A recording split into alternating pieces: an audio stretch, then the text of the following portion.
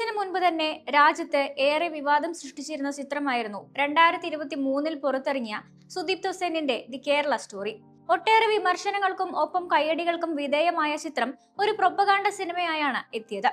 കേരളത്തിൽ വ്യാപകമായ മതപരിവർത്തനം നടക്കുന്നുണ്ടെന്നും നിരവധി സ്ത്രീകളെ മതം മാറ്റി IS-ൽ എത്തിച്ചെന്നുമായിരുന്നു സിനിമ ആരോപിച്ചത്. ചിത്രത്തിന് രണ്ടാം ഭാഗം ഉണ്ടാകുമെന്ന് സുദീപ്ത സെൻ നേരത്തെ അറിയിച്ചിരുന്നു. ഇപ്പോഴിതാ കേരള സ്റ്റോറി 2 എന്ന പേരിൽ ഇറങ്ങുന്ന സിനിമയുടെ ടീസർ പുറത്തുവിട്ടിരിക്കുകയാണ് അണിയറ പ്രവർത്തകർ. 2026 ഫെബ്രുവരി 27-നാണ് കേരള സ്റ്റോറിയുടെ രണ്ടാം ഭാഗത്തിന്റെ റിലീസ് പ്രഖ്യാപിച്ചിരിക്കുന്നത്. The Kerala story 2 goes beyond എന്നാണ് പേര് നൽകിയിരിക്കുന്നത്. ദേശീയ അവാർഡ് നേടിയ കമാക്യ നാരായണ സിംഗ് ആണ് സിനിമയുടെ സംവിധാനം. ആദ്യ ഭാഗം നിർമ്മിച്ച വിപുൽ ഷാ തന്നെയാണ് രണ്ടാം ഭാഗത്തിന്റെയും നിർമ്മാതാവ്. ഉൽക്ക ഗുപ്ത, ഐശ്വര്യ ഓജ, അതിഥി ഭാട്ടിയ എന്നിവർ അവതരിപ്പിക്കുന്ന 3 ഹിന്ദു മത വിശ്വാസികളിലൂടെയാണ് ടീസർ കടന്നുപോകുന്നത്. പ്രണയം നടിച്ച് തങ്ങളെ ഇസ്ലാം മതത്തിലേക്ക് മതം മാറ്റിയതിനെ കുറിച്ച് 3 യുവതികളും സംസാരിക്കുന്നതാണ് ടീസറിലുള്ളത്. കേരളത്തിൽ നിന്നുള്ള സുരേഖ നായർ എന്ന നടി ഉൽക്ക ഗുപ്തയുടെ ആമുഖത്തോടെയാണ് 2 മിനിറ്റ് ദൈർഘ്യമുള്ള ദി കേരള സ്റ്റോറി 2-ന്റെ ടീസർ ആരംഭിക്കുന്നത്.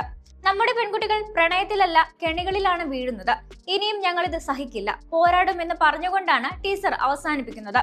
ചിത്രത്തിന്റെ കഥയെക്കുറിച്ചുള്ള കൂടുതൽ വിവരങ്ങളൊന്നും തന്നെ അണിയറ പ്രവർത്തകർ ഇതുവരെ പുറത്തുവിട്ടിട്ടില്ല. ടീസർ പുറത്തിറങ്ങിയതിന് പിന്നാലെ കടുത്ത വിമർശനവും ട്രോളുകളും ചിത്രത്തിനെതിരെ ഉയരുകയാണ്.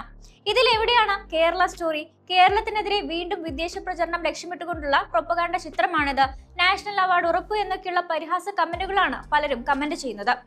അതേസമയം സുദീപ്ത സെൻ സംവിധാനം ചെയ്ത ദി കേരള സ്റ്റോറിയുടെ ആദ്യ ഭാഗം റിലീസ് ചെയ്ത സമയത്ത് ചിത്രം വലിയ വിവാദങ്ങൾക്കാണ് തിരികൊളുത്തിയിരുന്നത്.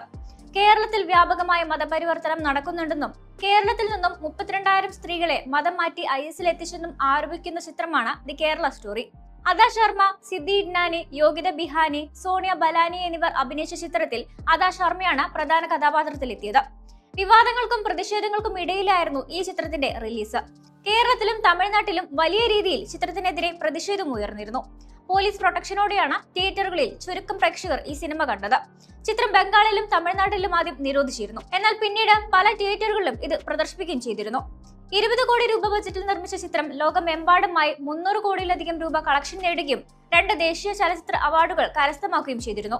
2023-ലെ മികച്ച സംവിധായകനുള്ള ദേശീയ പുരസ്കാരം ദി കേരള സ്റ്റോറി എന്ന ചിത്രത്തിലൂടെ സുദീപ്ത സെൻ സ്വന്തമാക്കിയിരുന്നു.